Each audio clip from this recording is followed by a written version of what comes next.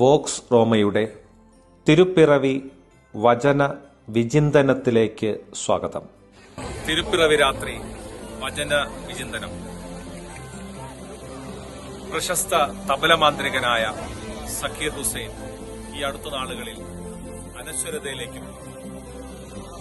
അദ്ദേഹം പിറന്ന വേളയിൽ മതത്തിന്റെ പാരമ്പര്യമനുസരിച്ച് അദ്ദേഹത്തിന്റെ പിതാവ് അവന്റെ ചെവിയിൽ ആസാൻ മന്ത്രം ചൊല്ലിക്കൊടുക്കുന്നതിന് പകരം പിതാവായ അള്ളാരഖ തബലയെടുത്തുകൊണ്ട് അതിൽ മനോഹരമായ ശബ്ദം നീട്ടി.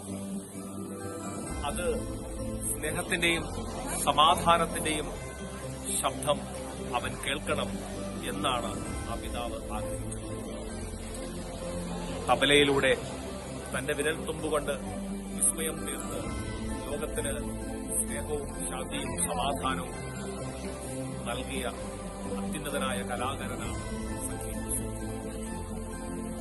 ഉണ്ണിയേശു പിറന്ന കാലിത്തൊഴുത്തിൽ തന്റെ പൊട്ടുളിയും ചുറ്റികയും കൊണ്ട് ക്രിസ്തുവിന്റെ ചെവി സമാധാനത്തിന്റെ സ്നേഹത്തിന്റെ മന്ത്രം വീട്ടിയ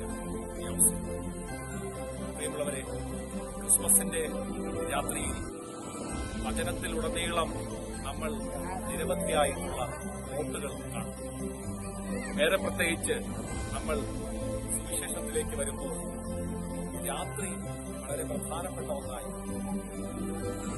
ആട്ടിടയന്മാർ രാത്രിയിൽ വയലുകളിൽ ആടുകളെ മേയിച്ചുകൊണ്ടിരിക്കുന്ന സമയം, ഉണ്ണിയേശു പിറക്കുന്ന കാലിത്തൊഴുത്തിലെ രാത്രിയുടെ സമയം, ഇതെല്ലാം വളരെ അർത്ഥപൂർണമായ ചരിത്രത്തിൽ ഇടം നേടുന്ന ഒരു സമയമാണ്.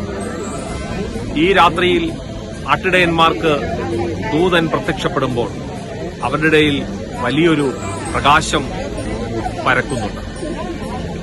അവർക്ക് ദൈവത്തിന്റെ ശക്തി തിരിച്ചറിയുവാൻ, പ്രകാശത്തെ തിരിച്ചറിയുവാൻ സാധിക്കുന്നു.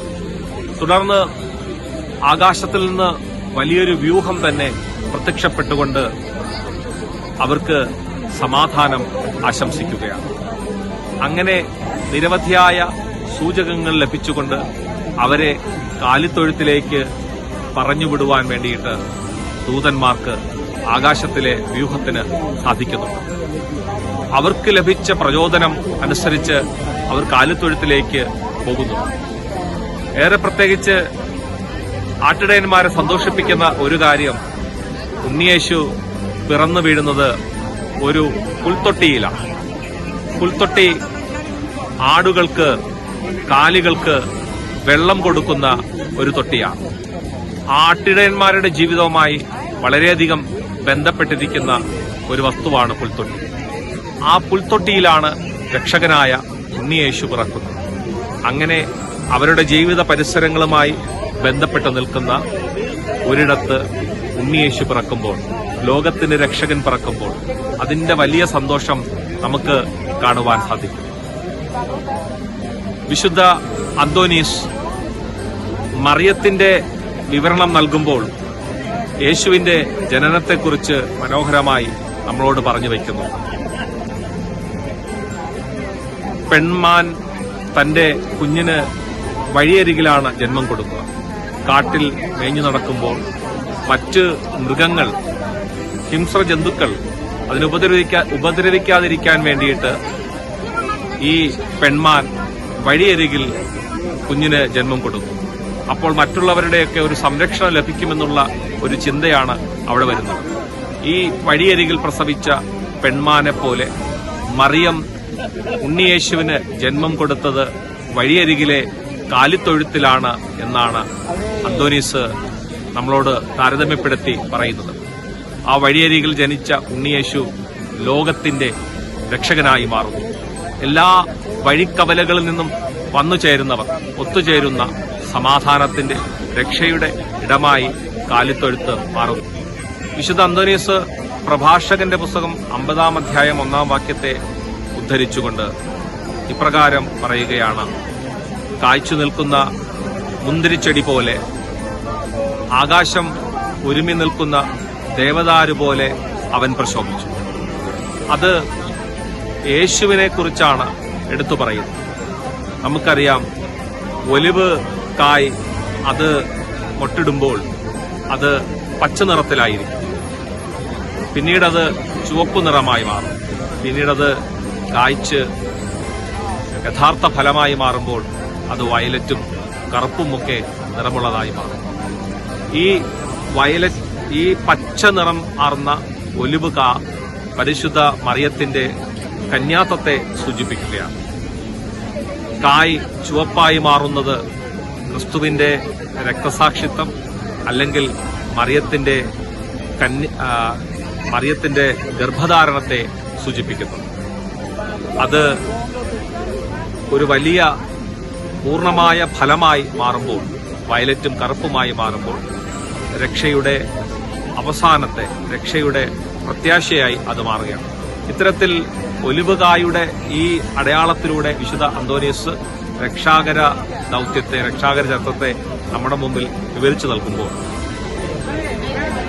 യേശുവിനെ കാണുവാൻ വന്ന 3 രാജാക്കന്മാർ അർപ്പിച്ച പൊന്നും കുന്തിരിക്കവും മീറയുമായിട്ടും അതിന് സാദൃശ്യമുണ്ട്. പ്രിയമുള്ളവരെ, നാം ക്രിസ്മസിന്റെ നാളുകളിൽ കൂടുതൽ ശാന്തിയെയും സമാധാനത്തെയും കുറിച്ചാണ് ചിന്തിക്കുന്നത്. പരിശുദ്ധ ഫ്രാൻസിസ് പാപ്പ ഈ ജൂബിലി വർഷത്തിൽ ക്രിസ്മസിന്റെ അന്ന് രാത്രി ജൂബിലിയുടെ അടയാളമായി പ്രത്യാശയുടെ തീർത്ഥാടകർ എന്ന സന്ദേശം പേറിക്കൊണ്ട് നമ്മുടെ സെന്റ് പീറ്റേഴ്സ് ബസിലിക്കയുടെ ഈ കവാടം തുറക്കുമ്പോൾ അത് ക്രിസ്തു ലോകത്തിലേക്ക് അവതരിച്ച രക്ഷയുടെ കവാടം തുറക്കലാണ്, സ്നേഹത്തിന്റെ, പ്രത്യാശയുടെ കവാടം തുറക്കലാണ്. തുടർന്ന് ഫ്രാൻസിസ് പാപ്പ 26-ാം തീയതി റോമിലെ റബീബിയയിലുള്ള ജയിലിലെ കവാടവും തുറക്കുകയാണ്. തടവുകാരുടെ കവാടം തുറക്കുന്നതിലൂടെ ക്രിസ്തു ഒരുക്കിയ രക്ഷ അത് എല്ലാവർക്കും വേണ്ടിയിട്ട് പകർന്നു നൽകുന്നതാണെന്ന് നമുക്ക് അതിലൂടെ കാണുവാൻ സാധിക്കും. ലൂക്കായുടെ സുവിശേഷം 4-ാം അധ്യായത്തിൽ ബന്ധിതർക്ക് മോചനവും, അന്ധർക്ക് കാഴ്ചയും, അടിച്ചമർത്തപ്പെട്ടവർക്ക് സ്വാതന്ത്ര്യവും പ്രഖ്യാപിക്കുന്ന യെശയ്യായുടെ വചനഭാഗത്തെ നമ്മൾ കാണുന്നുണ്ട്. അതുപോലെ തടവുകാർക്ക് ഉള്ള മോചനം പ്രഖ്യാപിക്കുന്നതിന്റെ അടയാളമായിട്ട് ഫ്രാൻസിസ് പാപ്പ ഈ ഒരു ചടങ്ങിനെ കാണുകയാണ്. പ്രിയമുള്ളവരെ, യുദ്ധം കൊടുമ്പിരി കൊണ്ടിരിക്കുന്ന ഈ കാലഘട്ടത്തിൽ നമ്മൾ എങ്ങനെയാണ് ക്രിസ്മസിന്റെ സന്ദേശത്തെ ഉൾക്കൊള്ളുക? എപ്രകാരമുള്ള സമാധാനത്തിന്റെ സന്ദേശമാണ് നമുക്ക് നൽകുവാൻ സാധിക്കുന്നത്? ഈ അടുത്ത ദിവസങ്ങളിൽ റഷ്യ ക്യാൻസറിന് എതിരെയുള്ള വാക്സിൻ വികസിപ്പിച്ചതായി നമ്മൾ അറിഞ്ഞു. ക്യാൻസർ മാറ്റുവാൻ റഷ്യയുടെ വാക്സിൻ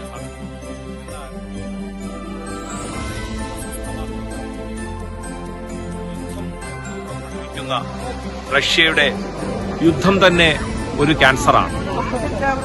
യുദ്ധം അവസാനിപ്പിക്കുവാൻ സാധിക്കുന്നില്ലെങ്കിൽ ഈ വാക്സിനുകൾ കൊണ്ട് എന്ത് പ്രചോദനമാണ് ഉള്ളത്? നമുക്ക് സമാധാനത്തെക്കുറിച്ച് ചിന്തിക്കാം. നമ്മൾ വചനത്തിൽ കേൾക്കുന്നത് പോലെ യുദ്ധക്കൊതിയന്മാർ കാഹളം മുഴക്കിക്കൊണ്ട് യുദ്ധത്തിന് പുറപ്പെടുമ്പോൾ ആ യുദ്ധത്തിന് പുറപ്പെടുന്നവരുടെ ചെരുപ്പുകളും രക്തം പുരണ്ട വസ്ത്രങ്ങളും വിറകുകൊള്ളി അഗ്നിയിൽ കത്തുന്നതുപോലെ കത്തിത്തീരുമെന്ന് പറയുന്നത് പോലെ യുദ്ധത്തിന്റെ പരിണിത ഫലം നാശം തന്നെയാണ്. ഈ കാലഘട്ടത്തിൽ യേശുവിന്റെ ജനനത്തെ സകലർക്കും വേണ്ടിയിട്ടുള്ള സ്നേഹത്തിന്റെ, രക്ഷയുടെ അടയാളമായി നമുക്ക് സ്വീകരിക്കാം. പ്രഭാഷകന്റെ പുസ്തകം 24-ാം അധ്യായം 17-ാം വാക്യത്തിൽ പറയുന്നത് പോലെ കായ്ച്ചു നിൽക്കുന്ന ചെടി പോലെ എന്റെ പുത്രന് ഞാൻ സൗന്ദര്യം നൽകും. കർത്താവിന്റെ വചനത്തെ നമുക്ക് പിന്തുടരാം. ക്രിസ്മസിന്റെ ഈ നാളുകൾ നമ്മെ സ്നേഹത്തിലേക്കും സമാധാനത്തിലേക്കും ശാന്തിയിലേക്കും വഴി നടത്തട്ടെ. നന്ദി.